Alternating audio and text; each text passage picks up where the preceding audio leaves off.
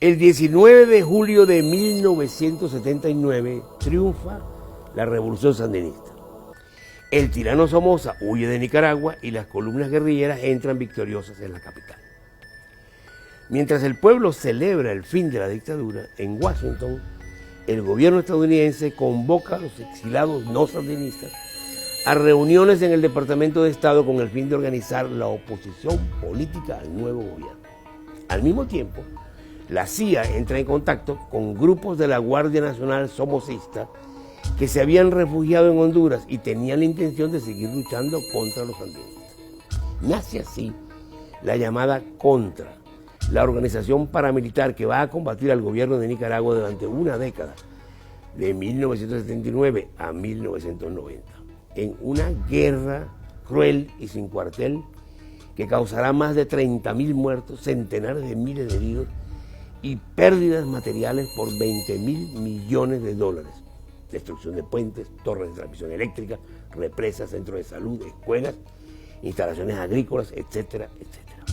Al principio, durante los años 80 y 81, la mayor ayuda para los contras venía de la dictadura militar argentina, pero en diciembre de 1981 el presidente Ronald Reagan autorizó operaciones encubiertas contra Nicaragua que aportaron dinero, armas, equipo y entrenamiento a los grupos terroristas que operaban desde Honduras y Costa Rica. Al año siguiente, los argentinos dejaron de colaborar con la CIA y se retiraron en protesta por el apoyo de Estados Unidos a los británicos durante la Guerra de las Malvinas.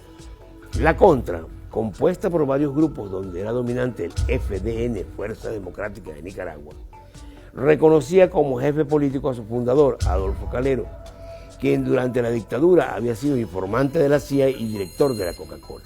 Como jefe militar principal, reconocían al ex coronel de la Guardia Nacional, el torturador Enrique Bermúdez Varela.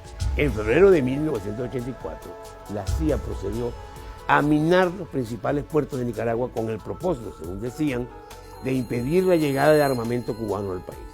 Esta acción, en contravención de todas las leyes internacionales, provocó repudio internacional y fue calificada de terrorismo de la peor clase por el Congreso de los Estados Unidos, que no había autorizado tales actividades. Como consecuencia, el Congreso norteamericano prohibirá a Reagan entregar armas a la Contra. La prohibición de usar fondos federales para armar a la contrarrevolución nicaragüense llevará a la CIA y a los servicios especiales del Pentágono a poner en marcha lo que terminará llamándose el Irán Contras, una operación de venta de armas a Irán para usar el dinero obtenido, unos 47 millones de dólares, en compra de armamento y equipo para la contrarrevolución nicaragüense. En total, desde el 82 al 90, los Estados Unidos gastaron en el apoyo a la contra nicaragüense más de 300 millones de dólares, mientras bloqueaban y presionaban al gobierno sandinista, impidiendo la ayuda de otros países y de organismos e instituciones internacionales. No solo el pueblo nicaragüense resultó gravemente perjudicado por el Irán Contra. Parte del dinero entregado a los mercenarios fue usado con la ayuda de la CIA para enviar cocaína desde Colombia y México a los Estados Unidos con un beneficio de más de 1.000 millones de dólares, dando origen a la epidemia del crack o piedra que devastó las ciudades norteamericanas. Se llegaron a vender 3 millones de dólares de crack en un solo día. Entre el 84 y el 87, los incidentes y muertes relacionadas con la cocaína se cuadruplicaron en los Estados Unidos. En el transporte aéreo de armas a la contra y en el envío de cocaína a los Estados Unidos fueron claves dos personajes siniestros, cubanos de la CIA, que manejaban el aeropuerto de Ilopango en El Salvador. El torturador Félix Rodríguez, asesino de Che Guevara en Bolivia en el 17, y Luis Posada Carriles, autor de la voladura del vuelo 455 de la Compañía Cubana de Aviación en Barbados. Del 84 al 88, la Contra ejecutó unas 1.300 acciones puramente terroristas y crímenes de guerra con el fin de amedrentar a la población y dañar una economía que ya estaba frágil por el bloqueo de los Estados Unidos. Torturas, ejecuciones, degüellos, decapitaciones, saqueos, quema, envenenamiento de cosechas, violaciones y destrucción de infraestructura eran su moneda corriente. La contrarrevolución llegó a tener más de 20.000 combatientes, pero se hizo evidente que ni la Contra podía derrocar al gobierno sandinista, ni el gobierno de Daniel Ortega podía liquidar a la Contra, por lo que se iniciaron conversaciones entre las partes que en marzo del 88 llegaron a firmar un acuerdo de cese el fuego.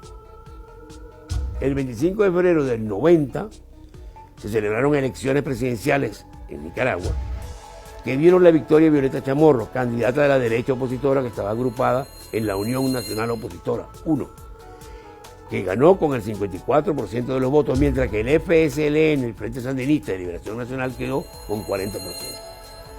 Con la participación del expresidente Jimmy Carter y representantes de la ONU y la OEA, se acordó el desarme de la Contra y la reducción del tamaño del ejército que quedaba bajo control sandinista.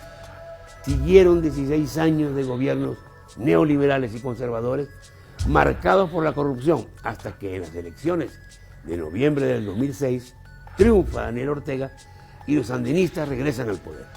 Desde entonces hasta nuestros días, la derecha, siempre apoyada por los Estados Unidos, presenta una violenta oposición al gobierno. A pesar de los guerreristas del imperio, la guerra de la Contra es hoy solo un mal recuerdo y Nicaragua cuida la paz que tanto le cuesta.